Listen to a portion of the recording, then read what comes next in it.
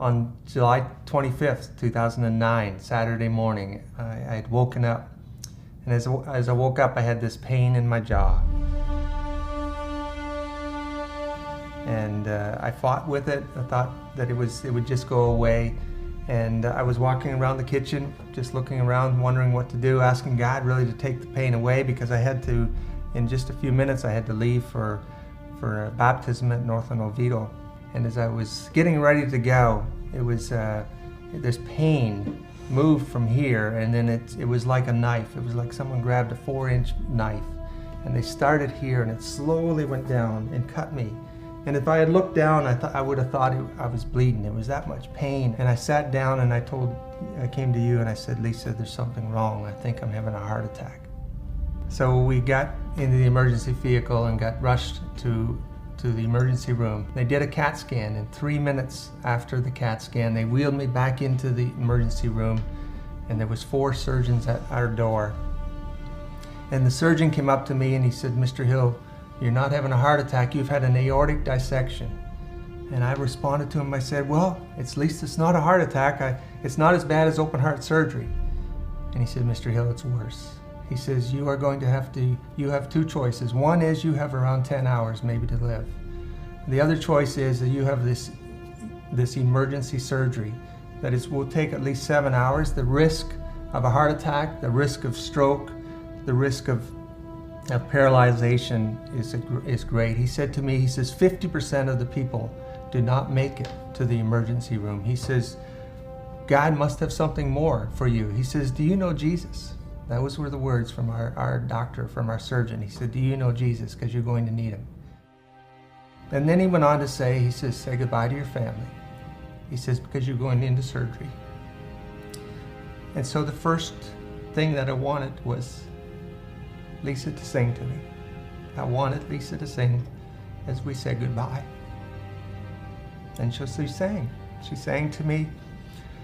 They prayed with me. I said goodbye to my son. My daughter was an hour or so away, and he said, there's no time to wait. You can't wait for your daughter. So I told my son, Jordan, I said, Jordan, the last words I want to leave to you is, Jesus is worth following. Follow him the rest of your life.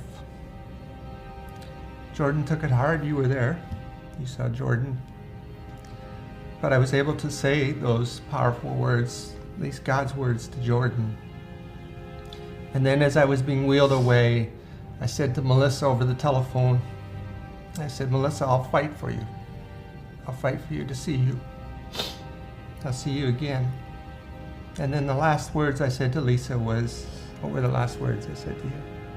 It's been a good 25 years. It's been the best 25 years. And I didn't want to let her go. And I didn't want to say goodbye. And the last words I heard from God, as may as well have been audible, was he said to me, he says, Doug, do you really now see how little control you've got of your life?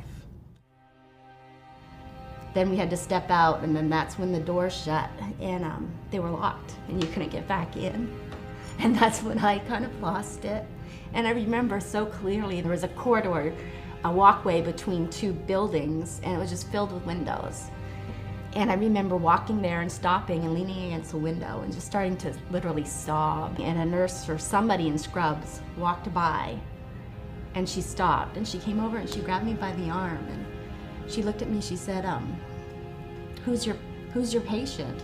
And I was like, pardon? And she said, who's your patient? I said, Doug Hill. She said, I want you to know that I'm started already to pray for Doug Hill, and I'm gonna pray for him through the evening and through the night. And I said, thank you so much. And a calmness just came over me, and from that point on, through the rest of this 7 and 8 hours of surgery, throughout the next couple of days, there was just this calmness. People from Northland, I heard that we didn't even know were in the halls.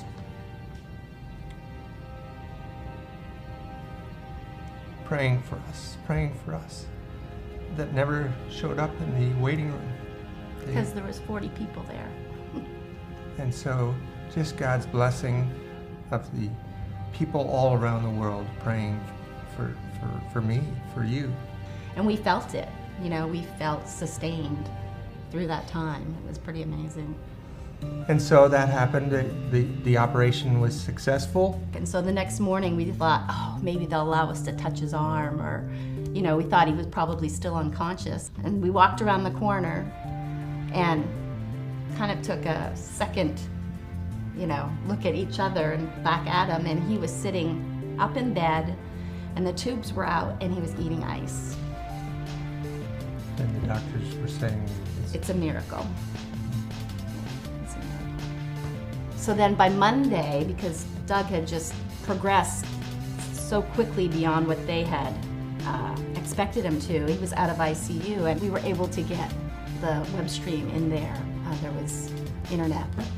And Vernon knew that Doug was going to get a chance to watch. Let me tell you about somebody else that I know is online with his family worshiping with us. Doug Hill is one of our elders at the Oviedo location of Northland. Doug had a life-threatening emergency, but it's just a miracle that Doug is with us. And not only is he with us, but he had got up and walked around today, and he and his whole family are at the hospital worshiping online with us. And Doug, it's an answer to prayer that you're with us. And so we're so thankful that God is healing you. And Doug's normally not much of a crier, but he just began to weep. And it was just such a blessing, total blessing. in times of need, in times of crisis, the church, God's body, is there for us.